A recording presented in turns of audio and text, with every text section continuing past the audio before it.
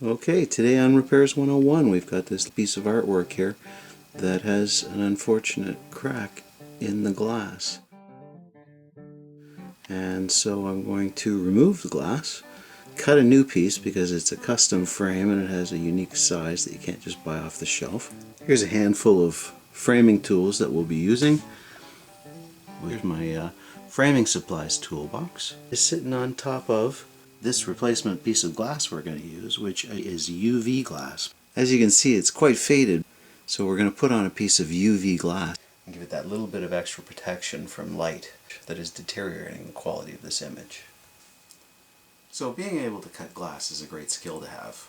The tools are inexpensive for sure, and you'll have a lot of opportunities to use it around the home if you're a handy person.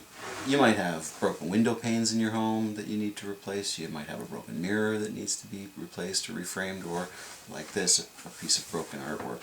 Now first up, I'd say you may want to wear gloves. Now I'm going to do this barehanded, but I recommend that you wear gloves when you do this.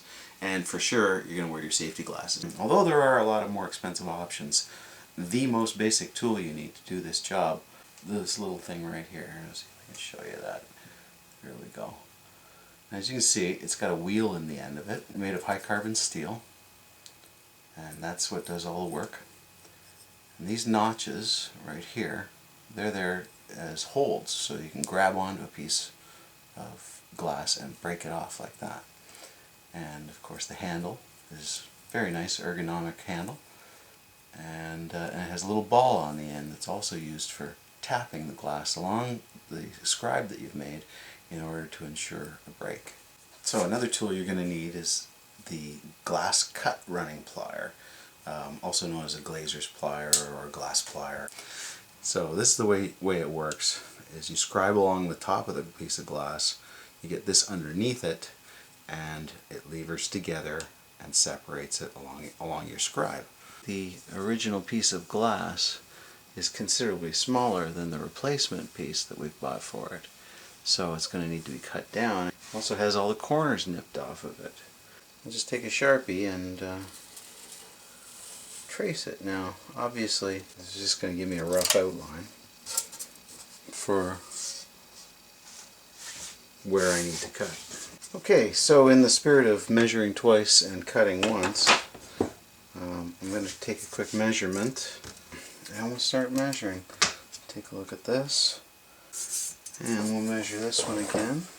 Of course, let's take two measurements. So the tracing is good, and I'm going to follow it as my guideline. The first thing I'm going to cut is the short edge, because the shorter your run you're cutting, the better off you are. And we're going to take a brand new Fletcher glass cutter, the gold tip type with the breaker ball on the end, which I'm not sure I'm going to need. I'm going to apply a tiny drop of tenacious oil, which is a very, very thick chain oil that is very much similar to gear oil, say an 80 or 90 weight gear oil. If that's what you've got, that's what I'd recommend. Anyway, so that's just to make sure that the wheel rolls nice and easily across the surface. Line it up right the first time. There we go. There we go. There we go. Okay, so I've got it lined up to my liking. I've got the, maybe I'll add one more clamp to hold that in place to make sure that it doesn't move when I make my cut. Okay, start beyond it, go right up against the ruler which you're using as a fence, and get started.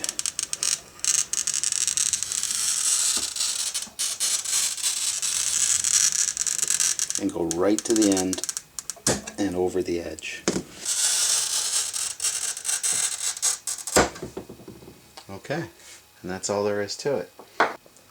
Okay, and then the last thing is to take your cut-running pliers and snap the end. You want to line that up right on it, right on the cut. And as you can see, it just breaks like magic. There we go, there we go. So we line it up just like that. And there you go, you see that? Now again, no cuts, Nothing to worry about, but I recommend you wear gloves. And then I just give it a little tiny gentle squeeze. And as you can see, it pops off clean into my hand. This time I'm going to use this much bigger set square because unfortunately my favorite little steel ruler isn't long enough. It's 18 inches and we need to go across 18 and a half. And you must score from edge to edge. You cannot start part way down and hope that it all works out okay. That's just not going to happen. And here we go.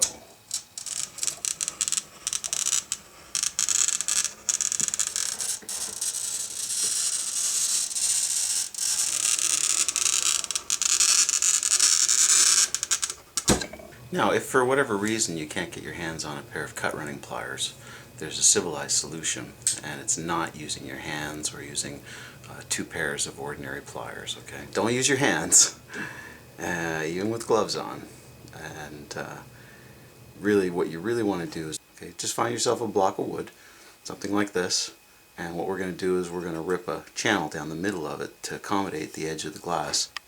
I'll just show you how to do that real quick. Okay, we've got the fence set up. Just lower the saw a little bit.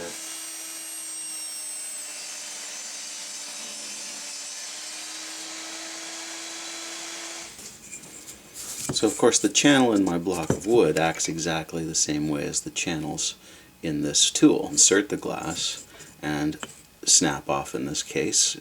Generally you're just going to nibble off little bits with this edge of this tool. But when you need to make a break and you don't have cut-running pliers, then it's a good idea to cut yourself something like this and use it to prevent your hand from coming in contact with it. And this will help you apply even pressure along the whole length of it, as opposed to, say, just where my thumbs are if that was the glass and I was trying to break it with my hands.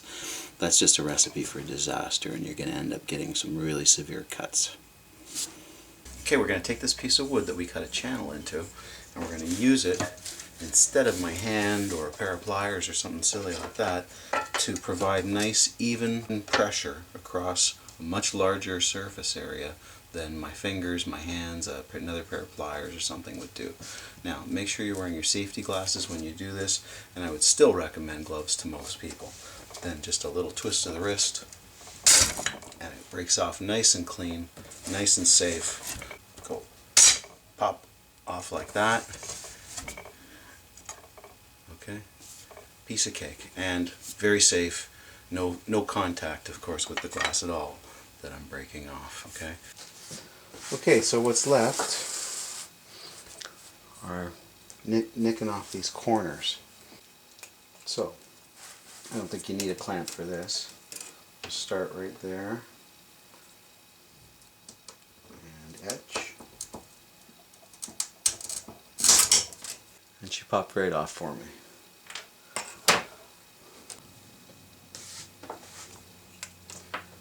Okay, so we'll just take a line, take our etcher, our glass cutter. Look at that. Now that one again came right off with just the little bit of pressure I was putting on it with the with the ruler. So that's all right. And again, nice clean cut. Popped right off. Quite snug. Oh yeah, right in. Okay. You just clean this up, both sides. Put the artwork back together, and we're all finished. So what I've done is put some tape here to replace all this old tape from the 1970s that's dried up and no longer holding the piece in place. Although I'm sure art conservators will be having heart attacks right now because this is certainly not acid-free paper. It's the paper that was in there all along, and it's a historical document. It's a time capsule, so I'm going to preserve that time capsule. And last but not least, I have the original nails here, but I'm going to replace them with a much more modern and much more convenient solution, which are these little fellows right here. I call them stars, because they're kind of star shaped. I'm going to use these little staples that are driven in by this interesting little driver right here. You just get in behind them like that and you push them in. That's what the staple looks like.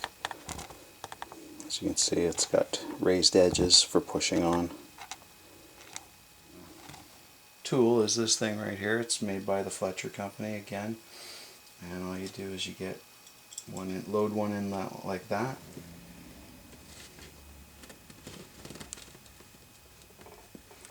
And you want to be very careful not to push down at all, because you're going to shatter the glass. Of course, you need to only be pushing parallel to the glass and into the wood, not down on the glass at all.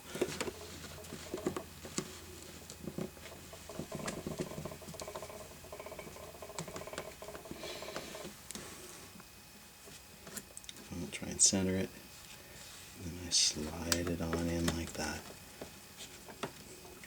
Very careful not to push down, only to push across. And there it is. Okay, as usual, my product is by 3M and it is Durapore fabric tape. So, just attach that along like that, and then bring it in and make a nice dust cover while still preserving the look of the original picture frame maker. Okay, now as you can see, in no time flat, I've been able to restore something that was otherwise relegated to a storage room where it was going to collect dust for the next decade or two before somebody finally got tired of looking at it and threw it out. And that would be a real shame, because it's really a beautiful piece of artwork. And now it could go back to its rightful owner, and they can enjoy it on their wall for years to come.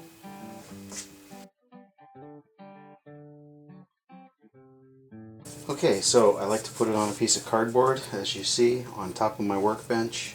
I bring it right to the edge here. I'm going to be cutting across there. I'll take a steel ruler and also align it perfectly across the edge so I have an exact parallel cut. I'm going to take my gluing clamps and place them across the bottom so that the ruler can't move when I'm etching my line. Okay, I'm going to put a drop of tenacious oil on the wheel every time I use it, because it's going to clog up with glass debris, and you want it running freely in order to do the cut. Now listen for this sound. It's critical that you be making the same noise so that you ensure that you're making a good score across.